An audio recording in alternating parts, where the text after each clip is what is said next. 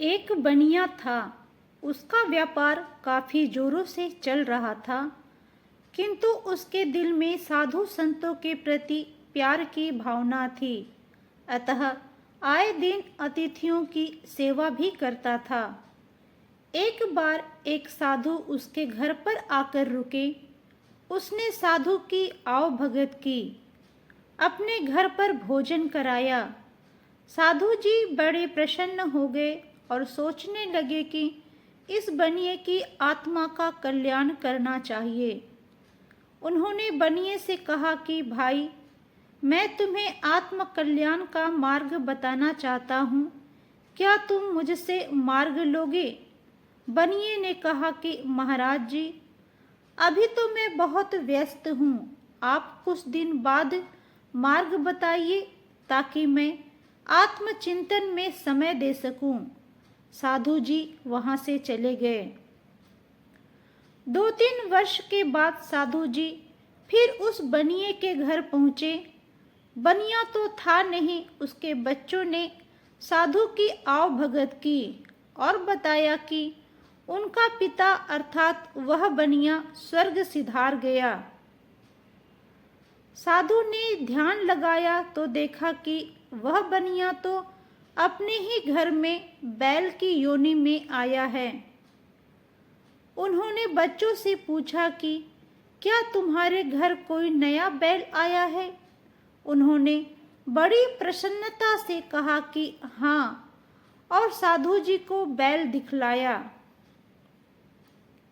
साधु ने बैल के कान में कहा कि देखो, तुम काम में फंसे रहे, आत्म कल्याण का मार्ग नहीं लिया और तुम्हारी योनि बदल गई। क्या अब तुम अपना आत्म कल्याण चाहते हो? बैल बोला, महाराज, अभी तो मैं खेत जोतने में व्यस्त हूँ, गाड़ी हाँकता हूँ, अतः कुछ दिन बाद आप आइए। साधु जी फिर लौट गए। कुछ दिन बाद वे फिर आए। उन्होंने बच्चों से पूछा, तुम्हारा वह बैल कहाँ गया? बच्चों ने कहा, महाराज, वह तो मर गया। साधु जी ने पुनः ध्यान लगाया तो मालूम हुआ कि वह बैल अपने ही दरवाजे का कुत्ता बनकर आया है। उन्होंने बच्चों से कहा कि तुम्हारे यहाँ कोई काला कुत्ता है? बच्चों ने कहा, हाँ महाराज, बहुत ही अच्छा कुत्ता है तो छोटा, परंतु अभी से भौंकता बहुत है। उन्होंने कुत्ते को साधु जी को दिखलाया। साधु जी कुत्ते के पास आकर बोले, भाई, अब अपनी आत्मा का कल्याण कर लो। कुत्ता बोला, महाराज, अभी तो मैं घर की रखवाली में व्यस्त हूँ, अतः आप कुछ दिन बाद आइए, मैं अवश्य आत्म कल्याण कराऊंगा। साधु जी फिर लौट गए। साधु सोचते रहे कि मैंने बनिए की रोटी खाई है, अतः जब तक मैं उसकी आत्मा का कल्याण नहीं करूंगा, तब तक साधु कर्म को पूरा नहीं कर पाऊंगा। अतः वह जल्दी से जल्दी उसकी आत्मा का कल्याण करना चाहते थे। कुछ दिन बाद साधु फिर उसी बनिए के घर पहुंचा। उन्होंने बच्चों से पूछा, वह काला कुत्ता कहाँ गया? बच्चे बोले, महाराज, वह तो मर गया। साधु ने पुनः ध्यान करके देखा तो मालूम हुआ कि वह सांप बनकर अपने धन की रक्षा कर रहा है। साधु ने कहा, तुम्हारे पिता ने तुम लोगों के लिए धन संपत्ति कुछ रखी है? बच्चे बोले, महाराज, रखी तो है, किंतु जब हम उसे लेने जाते हैं तो वहाँ एक सांप आकर बैठ गया है, वह फुफकार मारता है।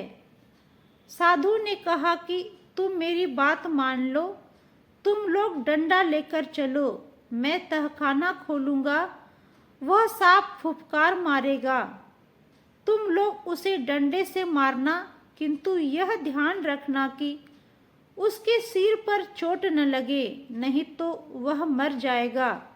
मरे नहीं, बस वह घायल हो जाए। बच्चों ने वैसा ही किया। जब सांप घायल हो गया तो महाराज जी उसके कान में जाकर बोले, अब तुम क्या चाहते हो, बोलो। जिसकी रखवाली की वही तुम्हें डंडों से मारकर घायल बना रहे हैं। सांप दर्द और जख्म से बेचैन था। उसने कहा, महाराज, अब असहनीय दर्द हो रहा है, मेरा आत्म कल्याण कीजिए। तब महाराज जी ने बनिए की रोटी की कीमत को चुका दिया, उसका आत्म कल्याण कर दिया, ताकि उसकी जीवात्मा फिर 84 योनियों में न भटक सके। तो देखा आपने दर्शकों, किस प्रकार गुरु की बात मानकर हम अपना आत्म कल्याण कर सकते हैं। अगर यह कथा पसंद आई हो तो इसे अपने दोस्तों में ज़रूर शेयर करें, वीडियो को लाइक करें। तो मिलते हैं नए वीडियो में, तब तक के लिए जय सिया राम।